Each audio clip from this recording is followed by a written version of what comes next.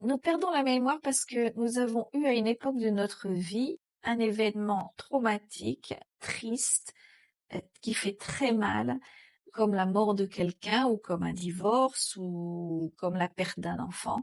Et donc notre cerveau a classifié cette période mauvaise. À partir du moment où cette période est classifiée mauvaise, et à partir du moment où nous souhaitons oublier cette période, eh ben, notre système fonctionne comme nous le souhaitons et il efface cette mémoire. Mais le problème, c'est qu'en effaçant cette mémoire, il efface également les autres mémoires.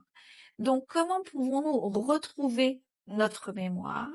Nous allons devoir exprimer pourquoi il était aussi traumatique, pourquoi il n'a pas pu être un événement que on identifie comme un processus de la vie, un processus de grandir, un processus qui finalement nous apporte aussi une nouvelle vision dans la vie et pourquoi nous avons tellement voulu oublier et nous ne pouvons pas vivre avec cet événement.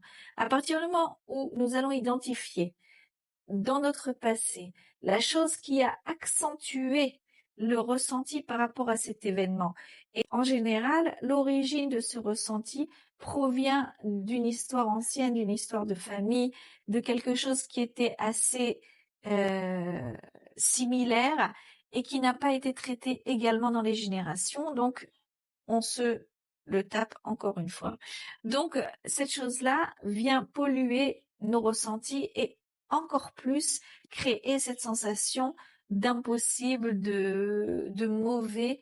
Et à partir du moment où nous pourrons regarder cet événement traumatique d'une façon beaucoup plus calme et que nous pourrons identifier qu'il fait partie d'un processus de croissance naturelle, alors nous pourrons retrouver notre mémoire, accepter de faire face et de garder cet événement en nous comme un événement qui finalement n'est pas aussi mauvais, qui finalement a aussi donné des choses positives dans notre vie et nous pourrons demander à notre inconscient de ne plus oublier et par conséquent, nous retrouverons notre mémoire.